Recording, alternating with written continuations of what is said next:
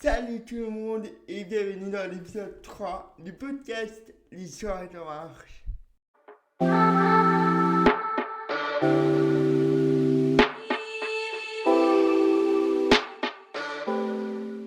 J'espère que vous allez bien, que vous avez passé un bon week-end et on termine ensemble avec un nouvel épisode du podcast L'histoire est en marche, l'épisode 3 déjà.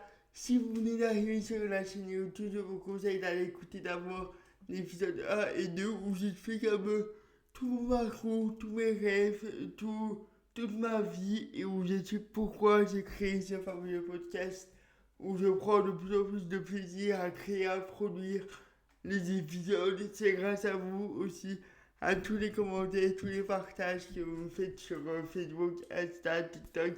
Merci d'aller vous abonner en masse, évidemment, sur tous ces réseaux. Alors, je voulais aussi vous dire que bientôt je ferai une vidéo où je vais répondre à toutes vos questions. Donc si vous avez des questions sur moi, sur ma vie, sur mon handicap, sur le podcast en lui-même, n'hésitez pas à me les poser en commentaire sous la vidéo ou en message privé. Je prendrai tous les messages que j'ai, toutes les questions et je ferai une compilation dans une prochaine vidéo. Autre petite chose, si jamais vous avez vous aussi réalisé un de vos rêves ou si vous avez la même vision des choses que moi par rapport au fait que tout est possible et que vous voulez pourquoi pas passer sur le podcast et faire un épisode ensemble, vous me le dites aussi par message, en commentaire, vous me dites pourquoi vous voulez faire un épisode avec moi.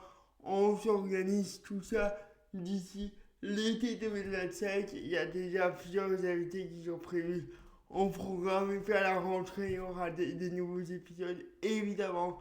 Et là, on est parti pour l'épisode 3 du podcast L'histoire est en marche.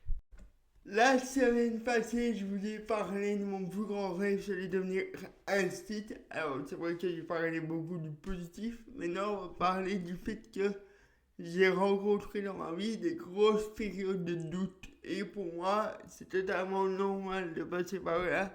Et je voulais aussi vous en parler parce que c'est important pour peut-être ceux qui vont écouter le podcast et qui ont un rêve à réaliser ou autre, que pour moi c'est normal, il faut légitimiser le fait qu'on a le droit de passer par des périodes un peu plus négatives que d'autres et que ces périodes font aussi la personne que nous sommes aujourd'hui.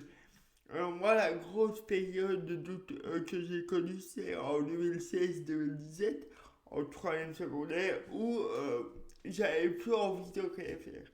J'avais plus envie d'aller à l'école, j'avais plus envie de m'autoriser à rêver, j'avais plus envie de me lever le matin. J'angoissais le dimanche soir car l'école recommençait le lendemain. Tout ce que j'attendais c'était le vendredi soir pour être en vacances et ça a duré quasiment un an et demi. Je pleurais tous les matins pour aller à l'école, etc.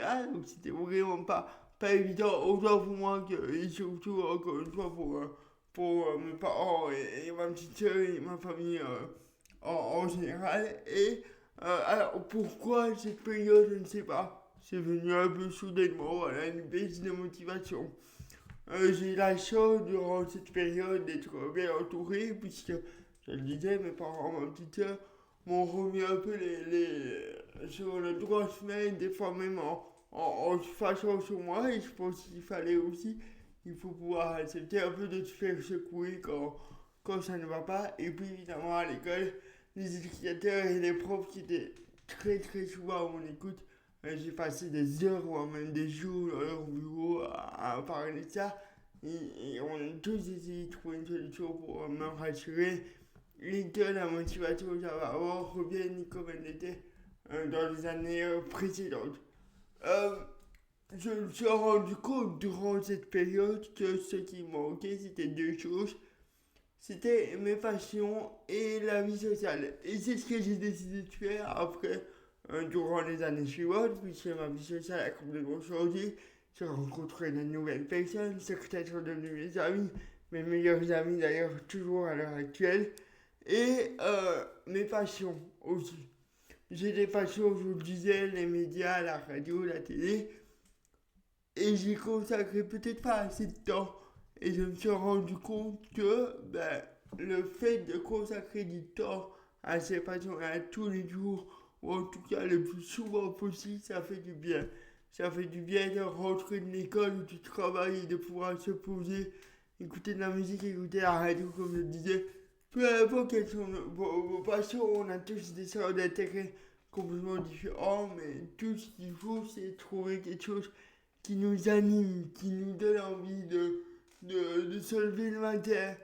Moi, j'ai la chance de faire de ma passion mon métier, parce que l'enseignement est une passion, je l'ai dit plusieurs fois, mais aussi d'exercer mes autres passions, créer podcast. C'est une de mes passions, je prends de plus en plus de plaisir à le faire, et je pense que c'est super important pour tout le monde d'avoir des passions à côté de son travail, les week-ends, les vacances, et de pouvoir s'épanouir au maximum là-dedans. Durant cette période-là, vous vous en doutez, mes rêves étaient complètement mis en parenthèse. Je n'aimais plus l'école, je n'allais pas devenir institut alors que je n'aimais plus l'école, et d'autant plus que durant cette période-là, certaines personnes m'ont dissuadé de devenir institut. Parce que pour eux, c'était pas un métier pour moi, c'était pas fait pour ma situation, c'était pas fait pour plein de choses. Et je crois que c'est vraiment des paroles qu'on n'a pas besoin d'entendre. Déjà, quand on est dans une période pas très positive, si en plus on entend parler des personnes comme ça, c'est pas super rassurant. Donc, moi, je vous conseille vraiment, si vous êtes dans des périodes comme ça, de vous entourer de personnes qui vous motivent, qui vous donne, qui vous encourage, qui vous relève, qui vous engueule peut-être même parfois, mais des fois ça peut faire du bien et qui vous donne envie de retrouver cette motivation perdue. Je le dirai jamais assez, mais je pense que l'entourage c'est super important. Surtout dans ce genre de période où on a des doutes, où on croit plus en soi. C'est important d'être entouré de personnes qui vous remotivent, qui vous redonnent l'envie de rêver ou qui vous donnent la motivation tout simplement. Et puis c'est important aussi de pouvoir se faire des fois peut-être même remonter un peu des bretelles. C'est vrai que durant cette période, je pleurais tous les jours pour aller à l'école, je le disais, donc des fois, je me suis fait un peu bousculer par mes parents et par ma petite sœur. Et je pense que c'était très important aussi pour moi de ne pas relâcher, de ne pas baisser les bras et juste de continuer mon parcours. Et à l'heure aujourd'hui, je le disais il y a quelques minutes, ces périodes de doute font le gars que je suis aujourd'hui, l'astuce que je suis aujourd'hui. Et c'est vrai que c'est ça que j'aime aussi dans mon métier d'assistante, c'est de pouvoir aussi rassurer des enfants parfois qui doutent d'eux, qui doutent de leur capacité, qui doutent de plein de choses. Et on est là, nous, on se en tant qu'assistante pour les rassurer et encore une fois leur prouver que tout est possible.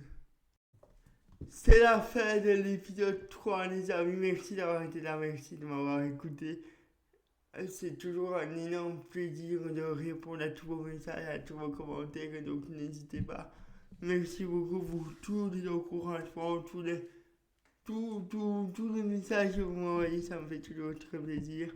Et on se retrouve la semaine prochaine pour l'épisode 4. N'oubliez pas donc de me poser toutes vos questions en commentaire et en message privé sur les pages Facebook, Instagram et TikTok. Je réponds à tout le monde et je ferai une sélection de toutes les questions pour faire une vidéo où je réponds à tout le monde. Je vous souhaite une très belle fin de week-end et je vous dis à la semaine prochaine sur le podcast L'Histoire est en marche.